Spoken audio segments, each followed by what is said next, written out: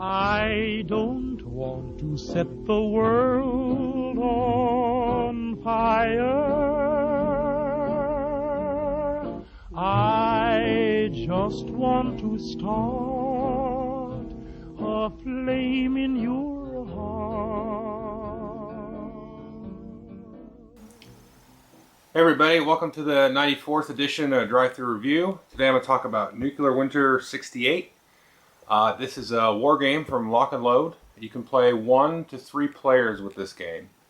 And it's set in a kind of alternate universe where Hitler was assassinated at the close of World War II, or before World War II ended, and Himmler takes over, and they advance sort of their preparation and their production of the nuclear bomb. But the U.S. nukes Germany beforehand, before they can get to the bomb. But Himmler has set up a plan and got a lot of the Nazis underground.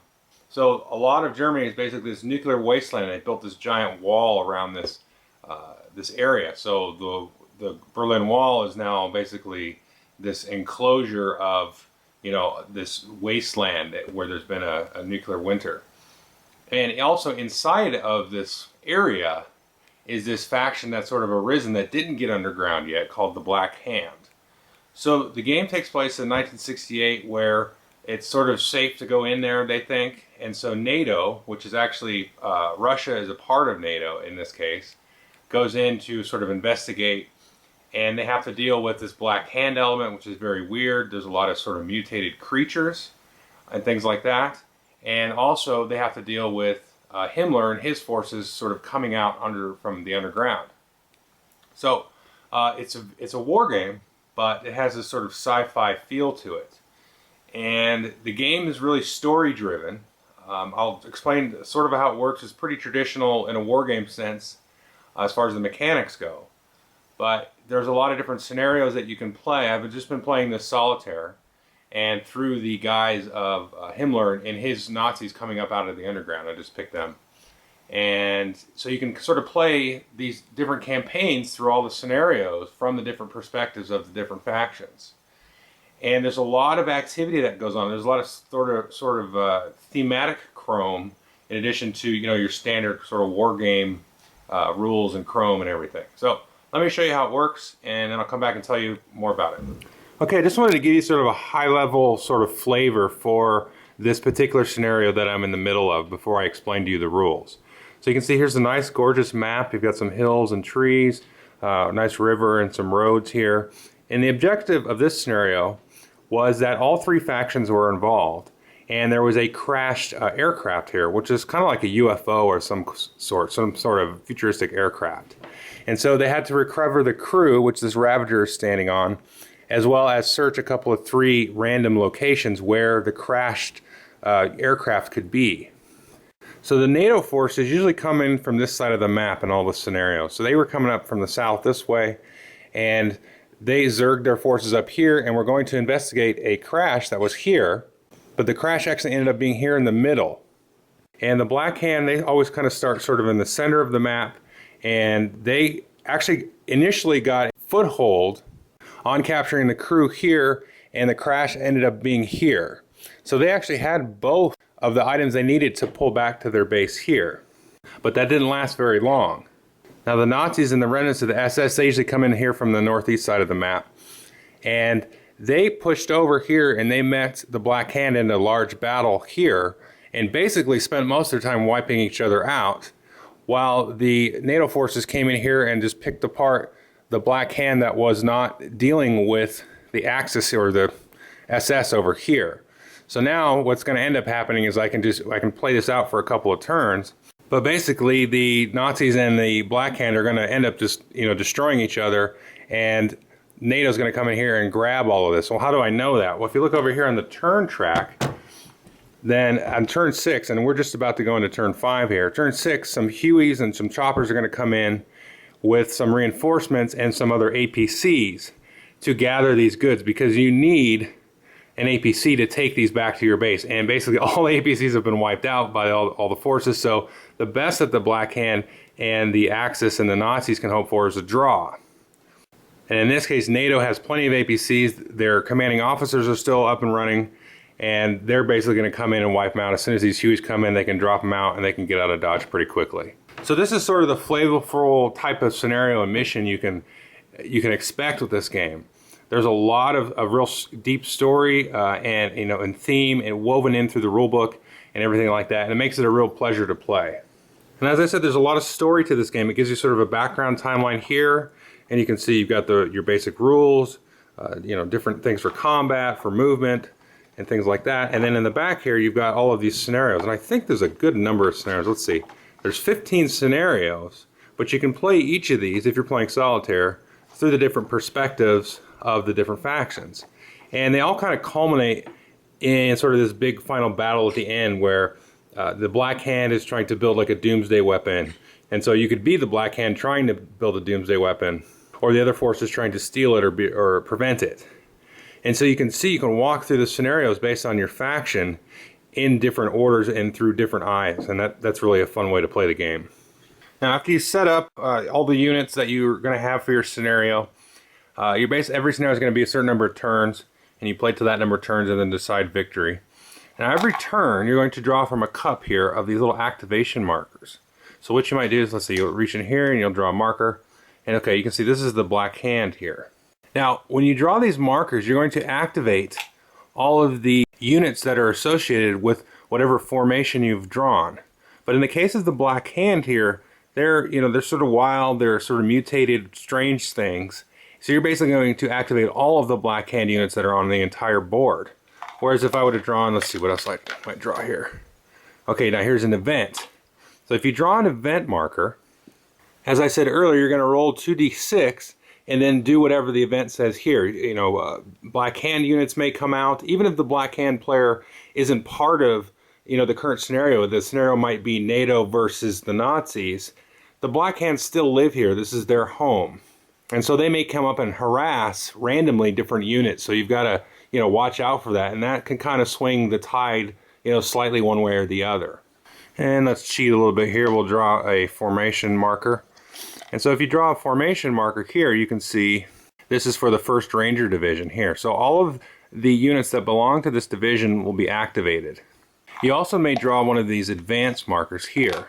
And this one will basically be described in the scenario setup to be paired with some other unit. So there may be multiple markers in here. So the Black Hand may actually activate 2 times in a row.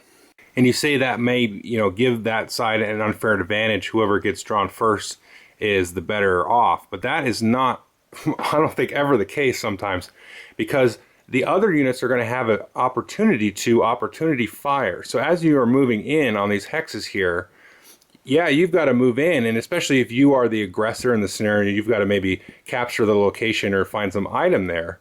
Your objective is to get in there. And all I've got to do maybe is sit here and wait for you. So as you come in, I may get a chance to opportunity fire on you and take 1 or 2 of your guys out. So it's not always just obviously the advantage to draw the marker first. Now there is a rule that you can never draw more than 2 of the same side in a row. So if this advanced marker was paired for the 1st Ranger Division, in this case, if I drew this one and then this one, if the next one I drew was a NATO formation marker, then I have to throw it back in and draw it till I found something else. Okay, let's take a look at one of your standard infantry units here. Most of the units are going to be in the same sort of setup, whether they're infantry or armored vehicles. So you got your movement speed here, as well as its defensive rating, and you can tell it's a soft target because its rating is in yellow. If it was in red, then it would be a hard target. And then you've got its attack and its attack range here. So you've got, this is its hard target attack of 6 and its range of 3, and its soft target is an attack value of 5 with a range of 3. So typically what you'll do is you'll roll 2d6, add it to this number, and apply any modifiers, and then compare it to this number of whatever target it is targeting. Now here's an armored vehicle. You can see it's got a little bit more defense, and it's a hard target. It's got a little bit more movement speed. Now both of these kinds of units here are able to move and fire.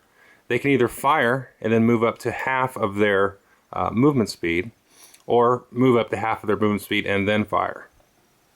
And just an example of some of the modifiers that will be involved in combat. So you can see if there's a white number for the range, then you are able to get a bonus at close range. So you can see he has a combat range of 4. So So up to 4, there won't be any modifiers for range.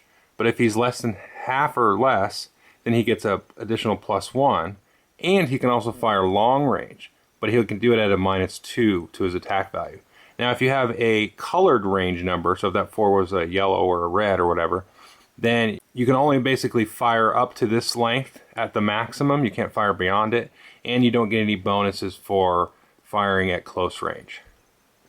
So here's one of the more interesting aspects of the game. This is a commanding officer marker here, and you can see it belongs to the Ranger formation, and you're going to find and choose one of the units that is in the same formation and give that marker to them, so they basically become the commanding officer. And so they can do all of their normal stuff, plus they get a little bit of a bonus here. So you can see on the right here is a small number, and this is the extended radio range, and that's a value of 7. So all of the other units in this formation want to be within 7 hexes of this unit here, or they're going to be marked as out of contact. And if they're out of contact, they can only move at half speed no matter what. And the other thing that is nice about this is you can see here is a +2, and this is for any unit in the same hex as this unit, or even for itself. And then there's a +1 here, and this is for any unit that's within this range here. You can see that small 2. So they're able to apply this value to their attack value. And they're able to do that once per activation. So any unit that is in the same hex that maybe is attacking, or maybe we're assaulting together or something like that, you can do this to add that to their attack value. And this makes it really kind of nice because each of these formations is going to have sort of their specialty, different armor that specializes maybe in attacking other infantry or attacking other armor and things like that. And so you're going to sort of need to focus on real directly where you're going to move particular types of your forces.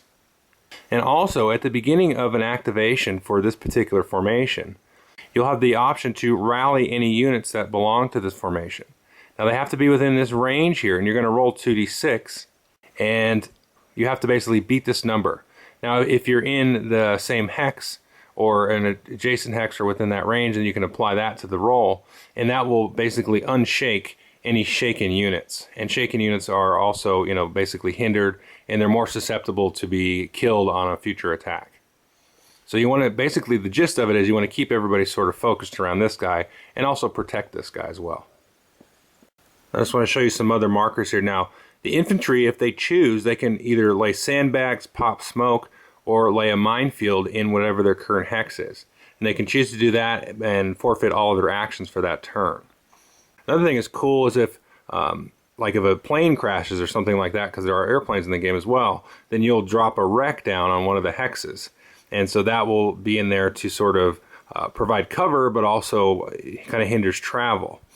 And the same can be said if you drop artillery in a spot. You'll put this shell holes marker there. It provides additional cover to infantry and also will slow things down. So if you drop artillery sort of in a key area, to effectively take out some units maybe coming in through a choke point, you can also slow them down a little bit on future turns. Now there's a whole lot of different minutiae I could go over. You can have infantry fight against cities, and they get sort of an assist if they're fighting unassisted, tanks and things like that here. You can get concealment in sort of the forests and the cities. So basically units have to be right next to them and assault them directly, but you'll lose that concealment if you move or fire or do anything outside of that. Okay, I hope you enjoyed the overview. I probably could go on forever, talking about all the different rules and everything like that. But each unit kind of has their own little flavor, and there's aircraft, there's helicopters, and it's all pretty straightforward in the rule book. There's cool things like the Black Hand has the Ravager, which isn't technically an infantry unit, but it's so big you can't fit it into an APC vehicle. But he also blocks line of sight, and so he's pretty beefy as well. And his attack can be anti-aircraft attack as well as armor piercing attack. So there's a lot of fun little extra little tidbits thrown in here, and it makes for a very, very fun solitaire experience, I think. And I think it would be fun opposed. I haven't played it that way, but there's just a lot going on, and you can play all the different missions and do the campaigns through different points of view. You've got the events that are going to come up. I think all of the scenarios except probably the first one uses that event marker, and generates an event that could just, spell doom for one of your units that's on the road or something. One event is like, you roll 6 and then every single unit on the road gets assaulted by these Zealot units that come out of the ground and attack them. So you may lose 1 or 2 guys from that. So it makes it fun. It keeps it interesting. There's a lot of story there, a lot of flavor. The battles are right off the bat. There's not a lot of prep or anything like that. There's not like, guys moving. They don't waste any time. They'll usually like zero in on a certain area of the map, and then one guy's got to get here to capture this point or get line of sight on this so they can call in the bombers, and you got to get in there right away. I mean, some of the scenarios are 5 turns long. It takes you 30-45 minutes, and in some scenarios are like 10 turns long or infinite long until one of the sides achieves victory or ends in a draw. So there's a lot of different things you can do here. So there's a lot of different experiences just that you can draw out of this map here. Like the last scenario is this epic battle where the Black Hand's trying to create this doomsday device. But then there's also sort of like an epilogue scenario based on what campaign you're playing. If you're playing the Black Hand, you're like, okay, the guy escapes. If they lost that scenario and he's trying to get out of this zone and get away, and things like that. So there's just all these different kind of angles you can take with the game. But it's got all of those sort of real traditional war game, tactical squad level things that I think a wargamer will, somebody other than me will have a much easier time getting in. And that's not to say the game was hard at all. It's very Conflict of Heroes-ish, which is the only other squad level game I've played. So if you've played that and maybe nothing else like me, then this should be fine for you. But yeah, it's really fun. I've never played a game where it was a war game, but it was like this whole otherworldly thing going on. And so that makes it really a great pleasure to play. It's not like Eastern Front or Ancient Greece or anything like that. Anyway, I hope they keep on this, maybe add more scenarios and more units and things like that, because I think a lot of people are really going to enjoy this game. I would have a hard time. I would be surprised if somebody plays the game and goes, I didn't really like it. I mean, it's just pure fun, this game. So anyway, thanks.